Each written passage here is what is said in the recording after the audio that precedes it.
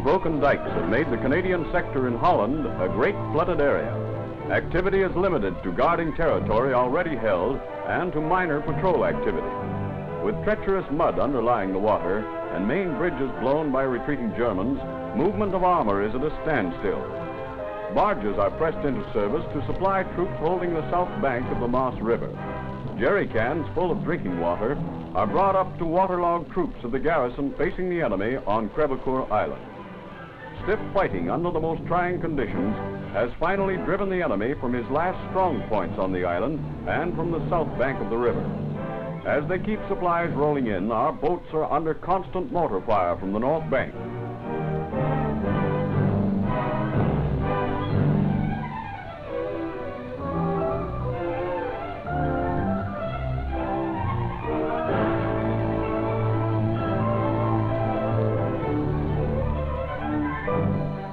One of our newest amphibious vehicles, the Weasel, follows the path of what was once a main highway. Road signs and traffic lights give way to buoys and floating markers. Roadblocks are easily disposed of as Weasels play their part in keeping supply routes open. With nature and enemy demolitions combating our efforts, supplying frontline troops taxes the ingenuity of everyone. If a freeze-up occurs, boats will give place to sleighs as the operations again become a war of movement.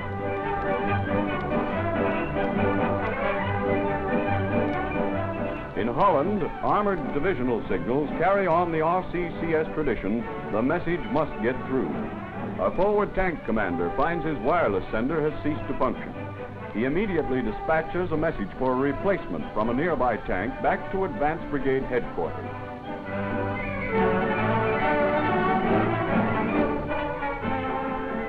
At Advanced Brigade, the message is received and taken to the signals office, where it is registered for retransmission to the addressee. The signal master has several alternative methods of passing the message. Traffic is divided equally among the various systems to speed transmission. Fuller phone is used to flash it on its way.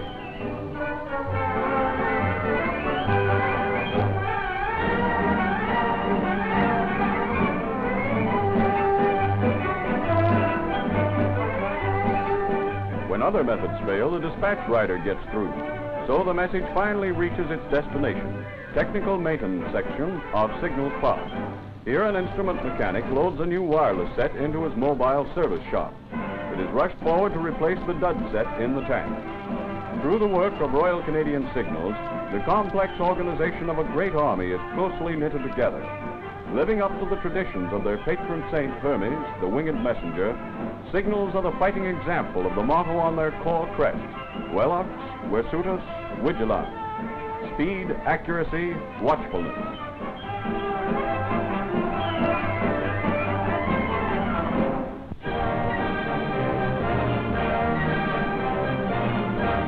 Major General Spry, on an inspection tour of his command, visits a field artillery regiment in Holland. An informal checkup is given to one of the many units that make up the terrific concentration of firepower which drove the enemy back from the beaches of Normandy to his own border. In the wet, muddy gun positions, gunners must work overtime to keep their pieces in good condition. General Spry finds nothing wrong with the maintenance. There's no time for a regular inspection parade, so the commander has an informal talk with his men. Questions are answered and complaints heard. Jerry will hear more from Canadian guns when the advance again gets underway.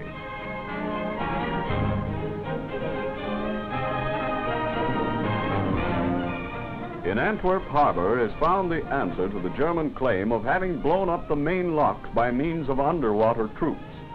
In a steady stream, the great supply ships steam up the Scheldt into the harbor. They are loaded to the gunwales with motor transport, tanks, and vehicle stores.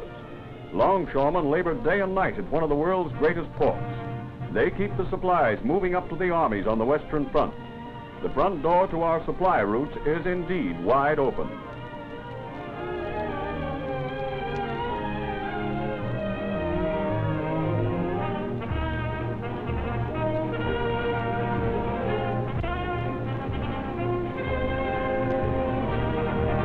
On the Waal River west of Nijmegen, the Royal Canadian Signals call on the engineers to aid them in a ticklish job.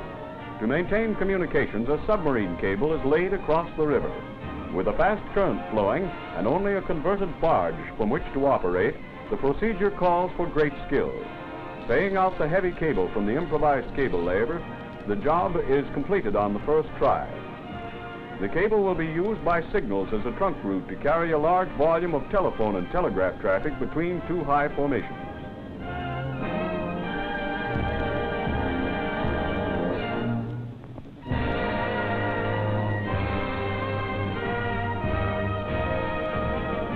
The Army Jeep has finally become streamlined. No more will the cold winds of winter freeze the luckless rider in the fresh air taxi. Something new has been added. A plasti-glass superstructure guaranteed to make the Jeep as comfortable as a town car. All we need now is soft cushions and we'll have a real jalopy to drive after the war.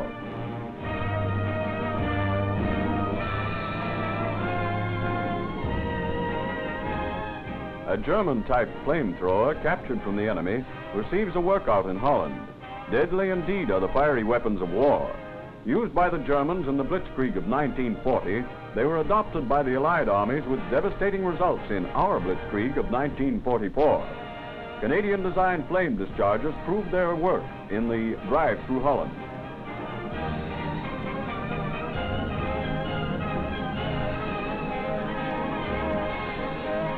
In the offense, covered by smoke, flame-throwing carriers burn the enemy from his strong point.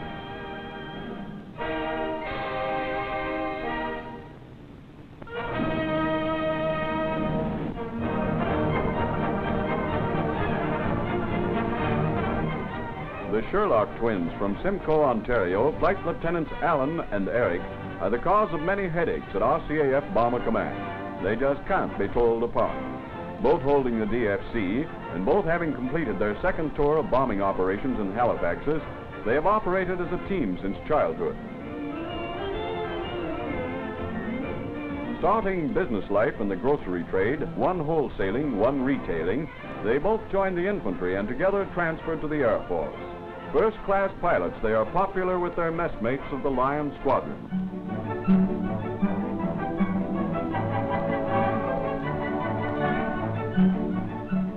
A Canadian Wren joins her sisters in the WRNS as a member of a Royal Navy crew. At a South Coast port, the girls man their own craft. Many of the little ships have been taken over by girls. Their job is to ferry personnel from the quayside to the ships at anchorage. A popular lot with their passengers, the seagoing lasses handle their jobs like old salt.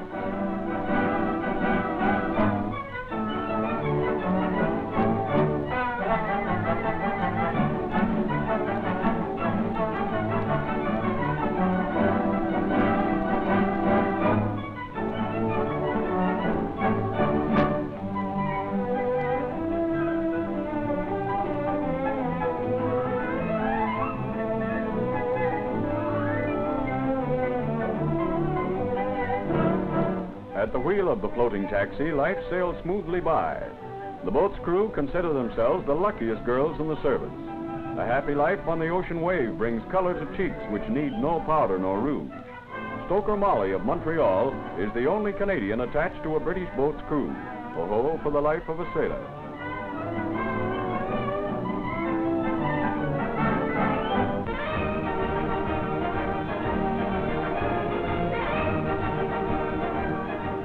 In Italy, it's holiday time for the boys of a Canadian artillery unit. The first event is known as the Skunk Hollow Handicap. The pari-mutuels do a land office business as the bangtails parade to the post. The odds-on favorite is Herbie Out of Trouble. It's post time and the track is fast. The only problem is getting the blue bloods of Muleden to the starting line. The trackmaster does have his troubles.